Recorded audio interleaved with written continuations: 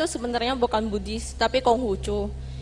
Dan untuk beribadahnya sendiri itu ke Pekong, atau bisa dibilang orang-orang menyebutnya kayak menyembah dewa.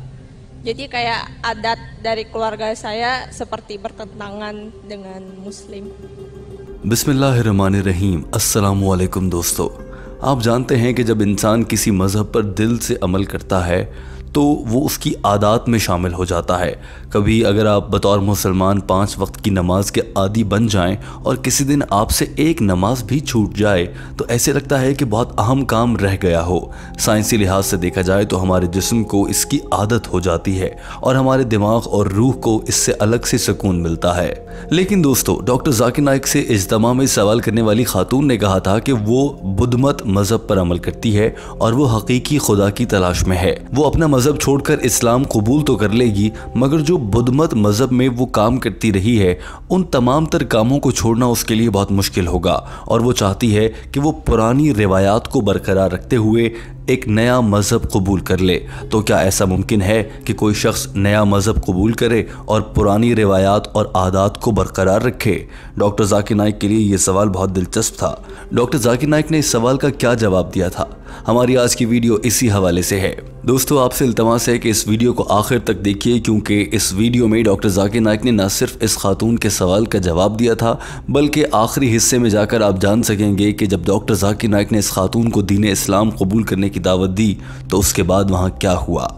दोस्तों, आइए बढ़ते हैं आज की वीडियो की जानिब। डॉक्टर जाकिर नाइक ने कहा कि सबसे पहले तो ये जान लीजिए कि अल्लाह की नज़र में काबिल कबूल मज़हब सिर्फ दीन इस्लाम है। मगर ये बात सिर्फ मैं नहीं कह रहा, ये बात कुरान पाक कहता है।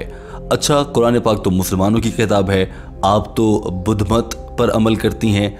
डॉक्टर जाकिर नाइक ने कहा कि फिर मैं आपको बुद्धमत से हवाला देता हूँ, बुद्धा की किताब में।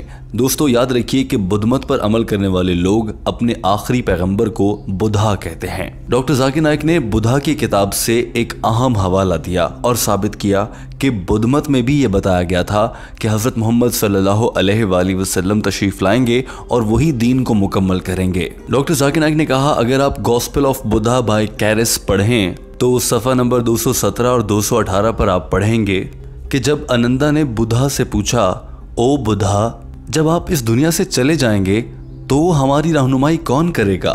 तो बुद्धा ने जवाब दिया, मैं आखिरी बुद्धा नहीं हूँ, मेरे बाद भी एक बुद्धा आएगा और वो बुद्धा तुम्हें वो चीज़ें सिखाएगा जो शुरू में भी अच्छी हैं और आखिर में भी अच्छी हैं। उस बुद्धा के पास अक्लो, दानिश और मंतक की इंतहा होगी, उसके पास बहुत ज़्यादा इल्म होगा और वो बुद्धा सच का पैगाम देगा।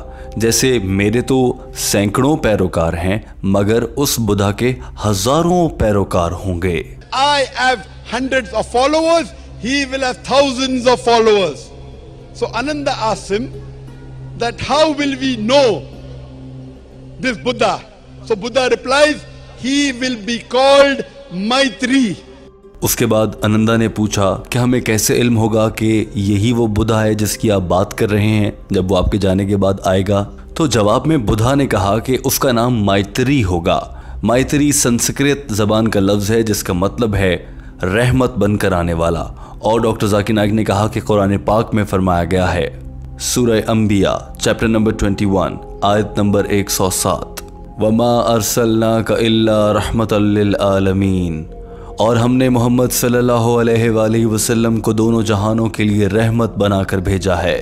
डॉक्टर जाकिर नाइक ने कहा कि यहाँ तक तो ये साबित हो गया कि बुद्धा ने भी हज़रत मोहम्मद सल्लल्लाहु अलैहि वसल्लम को आखिरी नबी माना और बताया कि उनकी आमद मुबारक होगी। और मैंने ये बात बुद्धमत की किताब और मुसलमानों की किताब दोनों से साबित कर दी है। डॉक्टर जाकिर नाइक ने कहा कि अब आ जाते हैं आपके सवाल की जानिब। अगर आप बुद्धमत को छोड़कर इस्लाम कबूल कर लेती हैं मगर अपनी रिवायात बुद्धमत वाली रखना चाहती हैं तो उस सूरत में क्या होगा?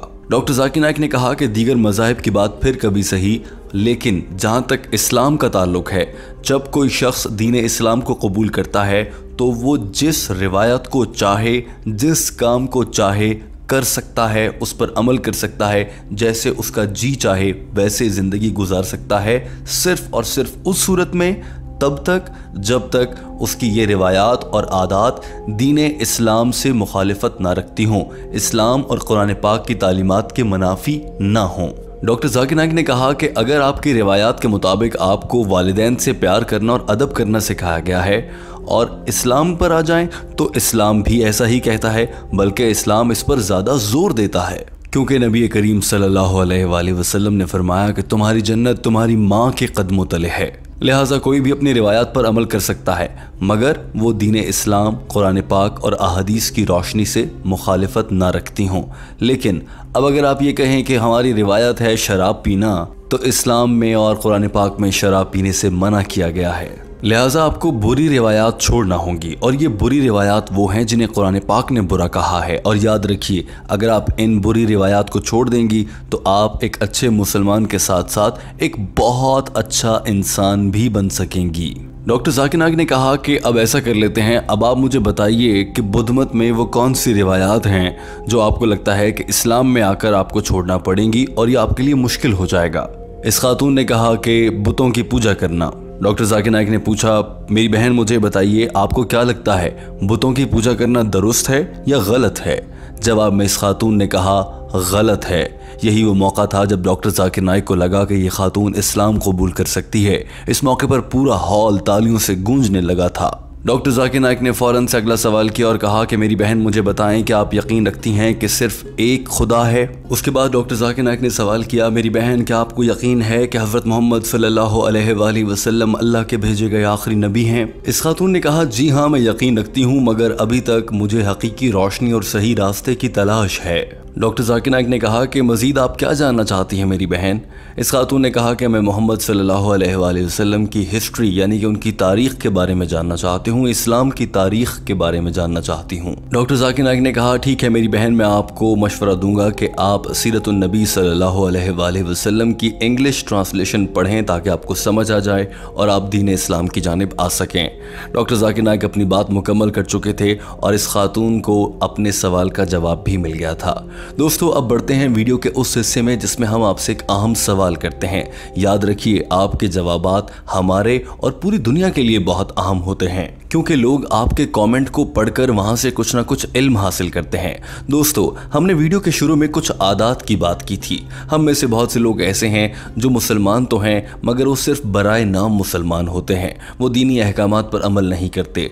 फिर उनकी ज़िंदगी में एक ऐसा वाक़या होता है जिसके बाद वो दीन इस्लाम पर मुकम्मल तौर पर अमल करना शुरू कर देते हैं। क्या आपके साथ कभी ऐसा हुआ? अगर ऐसा हुआ तो वो कौन सी आदात हैं जिन्हें छोड़ना आपके लिए बहुत मुश्किल था? अपनी वो आदत लिखिए और बताइए कि आपने उस आदत को कैसे छोड़ा। दोस्तों, आपके ऐसे बताने से बहुत से लोगों को रहनुमाई मिलेगी और वो भी अपनी बुरी आदत को छोड़ सकेंगे। लिहाजा आपके कमेंट बहुत अहमियत रखते हैं। टीम हम कदम की आपसे ये दरख्वास्त है कि अच्छे अल्फाज में कमेंट कीजिए।